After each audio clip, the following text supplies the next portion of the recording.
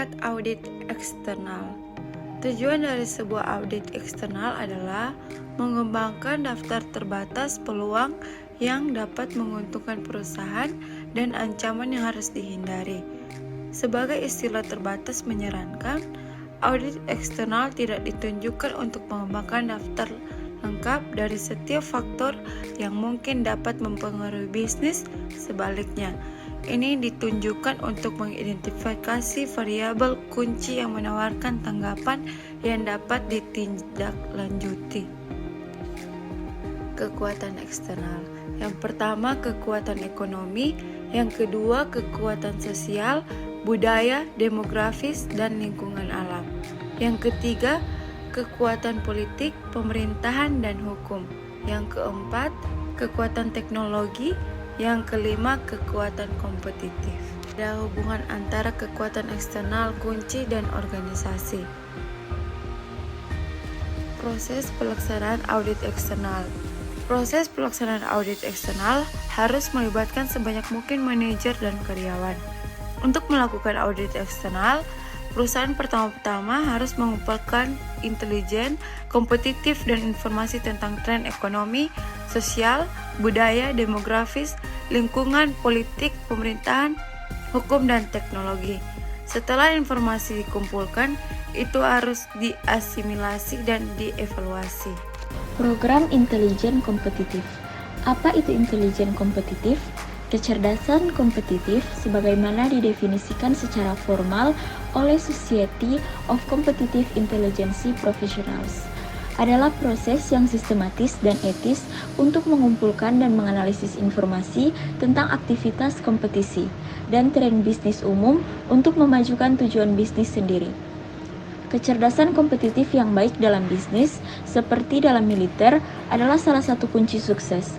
Semakin banyak informasi dan pengetahuan yang dapat diperoleh perusahaan tentang pesaingnya, semakin besar kemungkinan perusahaan dapat merumuskan dan menerapkan strategi yang efektif. Kelemahan pesaing utama dapat mewakili peluang eksternal, kekuatan pesaing utama dapat mewakili ancaman utama. Kesamaan pasar dan kesamaan sumber daya. Menurut definisi, pesaing adalah perusahaan yang menawarkan produk dan layanan serupa di pasar yang sama. Pasar dapat berupa area atau segmen geografis atau produk. Misalnya, dalam industri asuransi, pasar dipecah menjadi komersial konsumen, kesehatan kehidupan, atau Eropa Asia. Peneliti menggunakan istilah tersebut, kesamaan pasar dan kesamaan sumber daya untuk mempelajari pesaingannya. Di antara para pesaing, kesamaan pasar dapat didefinisikan sebagai jumlah dan signifikansi pasar, di mana perusahaan bersaing dengan para pesaingannya. Kesamaan sumber daya adalah sejauh mana jenis dan jumlah sumber daya internal perusahaan dapat dibandingkan dengan pesaing. Analisis persaingan. Model 5 kekuatan Porter dapat dilihat pada bagian di bawah ini.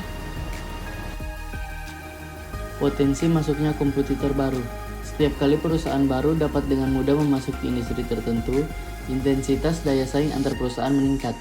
Hambatan masuk bagaimanapun dapat mencakup kebutuhan untuk mendapatkan skala ekonomi dengan cepat, kebutuhan untuk mendapatkan teknologi dan pengetahuan khusus, kurangnya pengalaman, loyalitas pelanggan yang kuat, preferensi merek yang kuat, persyaratan modal yang besar, kurangnya saluran distribusi yang memadai.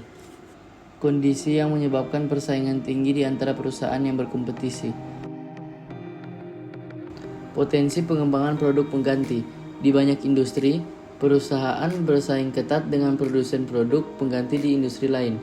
Contohnya adalah produsen wadah plastik yang bersaing dengan produsen kaleng kaca, kertas, karton, dan aluminium, dan produsen asetaminofen bersaing dengan produsen obat nyeri dan sakit kepala lainnya. Kehadiran produk pengganti menempatkan batas atas harga yang dapat dibebankan sebelum konsumen beralih ke produk pengganti. Daya tawar pemasok. Yang kedua, daya tawar konsumen. Sumber informasi eksternal. Alat dan teknik peramalan. Matriks profil kompetitif atau CPM. Dalam tabel 3.13, kita dapat melihat Contoh matriks profil kompetitif. Kesimpulan, meningkatnya turbulensi di pasar dan industri di seluruh dunia berarti audit eksternal telah menjadi bagian yang eksplisit dan vital dari proses manajemen strategis.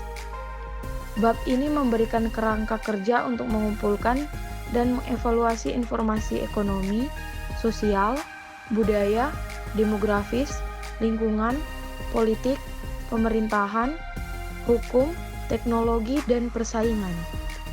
Perusahaan yang tidak memobilisasi dan memperdayakan manajer dan karyawannya untuk mengidentifikasi, memantau, memperkirakan, dan mengevaluasi kekuatan eksternal utama mungkin gagal mengantisipasi peluang dan ancaman yang muncul dan akibatnya.